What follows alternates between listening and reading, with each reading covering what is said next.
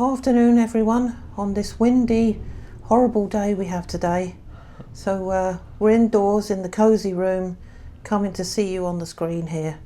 So we're glad to welcome you, and we're quite happy that we're able to get some more videos out to you now, because I know some of you were asking about the videos.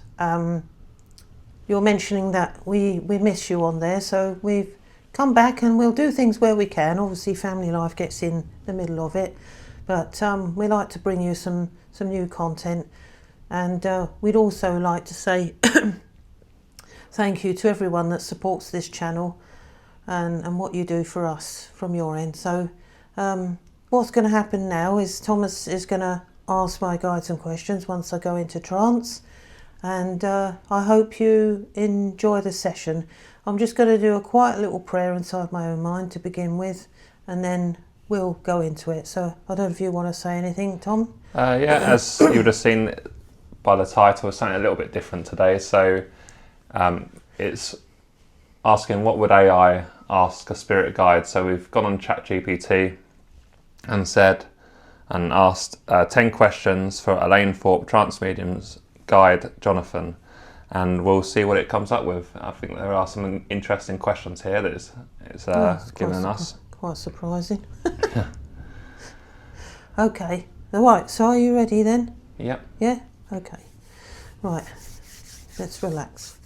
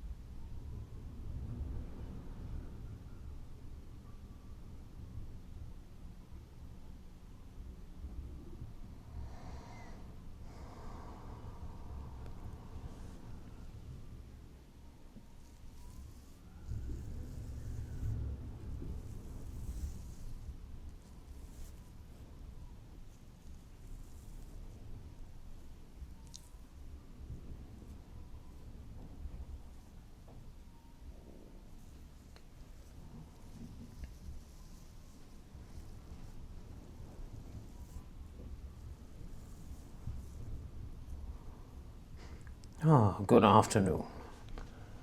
Afternoon, Jonathan. I am pleased to meet with you again, sir. Yes. Thank you for joining us today. We're trying something a little bit different today. I'm sure you've heard of, or you're aware of, AI. Yes, I am perfectly aware. Artificial intelligence. And we're going to see what artificial intelligence wants to ask you today. Well, may you go ahead. So they've split it into 4 subjects, and the first question it would like to ask is, what is the main purpose of human life from your perspective, Jonathan? The purpose of human life is to bring about balance and equilibrium of the soul. The soul is having the human experience, so to speak, and wishes to have that human experience. Not because we are, bored in heaven and wanting to come and have a human experience. It is all about balance, and it is all about ascension of the soul, to go into the highest realms, so that one has no need to reincarnate again to this earth. So, you will have many emotional experiences, and every different one means something to someone. You are learning through those experiences. Okay, next we have, how does the spirit world view the concept of time? Is it truly simultaneous or layered in some way? I guess you could say it's layered and layered and layered, isn't it, with many lifetimes that you live. And of course you don't always remember them because there is not always any need to, but the soul is experiencing all of these different subjects of different stories of each lifetime in different timelines, of course, in different ways of life. And now you have come into this modern society, you are living in this existence. So each lifetime is in, I would say, the same sort of geographical area that one may have lived in other lifetimes. I'm not saying that they live there in every lifetime, but of course they come back to have this experience over and over again, and the soul will ascend through that. And do remind me if I have missed anything of that question. No, I don't think so. It's just asking if it's truly simultaneous or layered in some way. Yes, it is, with all of these lifetimes. And then when you go back home again, you can look over these lifetimes to see what you had accomplished, to see what you had experienced. Thank you. Can you describe what happens energetically when we transition from the physical to the spirit world? When you transition to the other side, quite often the soul will raise upwards out of the body, and some purport to be able to look down on their bodies and see their loved ones if they are present, and to see their body that is on the ground or in the bed, wherever it may be, that is able to raise above the soul and see it. And then after that, one will go into what they purport to be the light, and some will go into a different subject. Some may feel as if they are travelling around the universe, but most purport to go into a beautiful tunnel of light that is warm, golden, loving and enticing. And of course, those that say about if you go into the light you're going to be instantly reincarnated, well, I'm afraid that that is incorrect, because of course I went into the light and I have still been in the spirit realm since 1891. So of course that is not true. It is the soul's free will and choice to accomplish another earthly life, should they wish to do so. But yes, you will experience many different things. If you are going to listen to each person's near-death experience, they will all have a different vision of what they see and experience when they go to the other side. And of course, those that are deemed to come back will not always go further. But when you do go further into the spiritual realm, you will experience such wonderful things. Thank you.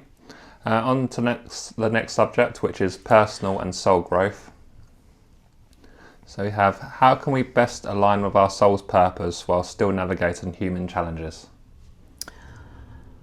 To understand that you are not alone with these human challenges, although you may feel alone with the subject that may be particularly challenging in life, know that you will always have us on the other side to help you through it. And whether or not you hear us, whether or not you want to talk to us, or whether or not you want to speak to God, is your choice. But of course, we will always be there to support you through that journey. And you have a guardian angel that is with you every day of your life. They go everywhere with you. They never leave your side. So you have great support. So know that you are not alone with your tests. And those tests will only make you stronger, whether it be in this life or another life should you choose to come back here again. Although I have heard that most of you do not want to make the trip back to this earth again once you have passed. Next question is, what practices most effectively strengthen our connection with our higher self or spirit team? Well, be at one with yourself in connection with the universe and all, or to meditate. That is a wonderful thing. A lot of people think that meditation has to be difficult, but it doesn't. If you just sit and quieten your mind and allow your mind to take you on a journey, then that is the best thing. Some of you may fall asleep during meditation, and of course there is nothing wrong with that, because it means that you have accepted relaxing and resting, and that your body is asking you to rest because it needs to rest. But if you're going to experience visions and that sort of thing and going on a journey, then that is a wonderful experience in itself, isn't it? So I say trust and let go. Another thing is to look out for signs from us. Sometimes we send you, collective numbers and things as signs. All sorts of signs that we send to you. So look out for them. Don't go looking for them, but look out for them, because you will come across them in your life. Thank you. How do we distinguish between intuition and the analytical mind when making important life decisions? Intuition is your gut feeling. the first pang of intuitiveness that you get, trust in it. Whether it sound intelligent or not, it will always lead you in the direction. And your soul had planned the direction anyway, so if you weren't meant to learn from that intuitive thought at that time, maybe you were meant to go into another direction. You were meant to learn something from the decision that you had made without trusting your intuitiveness, but of course, everything is meant to be. But when you actually get around to learning how to connect with it and how to trust in it, follow your gut feeling, so to speak, people say to you, then that is your intuitiveness speaking to you. Thank you. The next subject is collective evolution and energy. So, what changes are currently happening in humanity's collective consciousness? Well, you are all learning to face your emotions, your truth of your fears of your emotions at this point in time. The huge awakening that is happening is like a sort of a railway track, so to speak. So you have the earthly awakening of the truths of that nature, and you have the spiritual awakening of the truths of the nature of letting go of old emotions that don't any longer serve you. So what I will say to you is, you will experience both sides, of course, because you are experiencing difficulties on the earth with certain situations that are happening at this present time. But what you've got to understand is that the negative will rise up and the positive will then rise up further. So therefore you experience both side by side. And that is part of the earthly truth awakening. So there will be everyone facing their fears. And of course, as I always say, I don't mean fears of general things. I see your emotional fears here, letting go of them and accepting the truth of it and letting it go. The truth will confront you, of course, and it may be fearful, but it's not that bad. Let it go if you can. How can individuals help raise the vibration of the planet in practical, everyday ways? Would you say that again, please, for me, sir? How can individuals help raise the vibration of the planet in practical, everyday ways? I would say by trying to help one another through difficulties and giving each other your time. I know that your people of the earth are very busy, having to work long hours to earn a living, of course, but do allow some time for each other and time for yourselves, because this will help the world to be a better place. Don't spend your time attached to anger, because of course, although it is an emotional experience that you may learn from, it's not something to be hung on to. So give yourself time with your families, time with yourself, time in nature. And one might say, well, how can we give ourselves time, Jonathan? We don't have any of it. But you make that time, don't you? You make a day off for that time. And even if it is cold outside, perhaps sit together and get a game out of the cupboard and use that together, have time together, because when you're gone, it's too late, isn't it? The next subject is healing and relationships. So the first question from that is, how do soul agreements work in relationships, and can they change over time? I believe that soul agreements are sort of what you would see as contractual. And these souls are all each other's catalysts for the emotions that are negative and positive. So therefore they may have had to put another through a difficult emotion for them to grow and learn from it and see the other side of it, so to speak. And one might say, well, that person treated me absolutely terrible, but something good came out of it. If you have that attitude to life, then you will do well.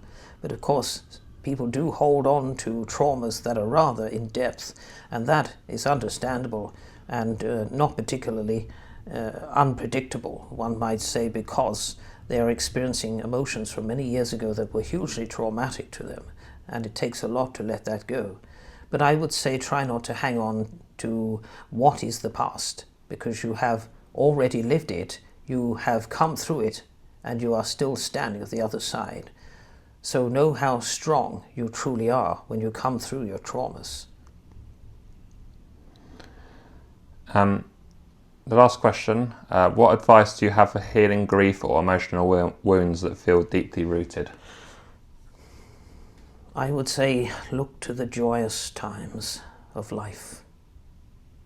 And if you feel that these emotions are deeply rooted, talk to somebody about it. Don't try and handle them yourselves. Don't try and be alone with everything. Do not fear talking to people about your fears. Do not fear talking to people about your emotions or your past traumas, because then talking about it sometimes helps to heal you. It helps you to know that another is always going to be there on the earth to understand you. Even though they don't know you in your everyday life, they will be someone who wants to listen. But also listen to yourself. Listen to your soul speaking back. Because we are also here for you should you need us, but sometimes you need human interaction to speak to someone that is physically there to be able to help you. Thank you, Jonathan. That was the last question. Wonderful. Please let us know if you've enjoyed this video in the comments as well. And it's always nice hearing from you. Yes, I would like to know how they feel about things. And of course, I will take my leave and bid you good day, and God bless you all.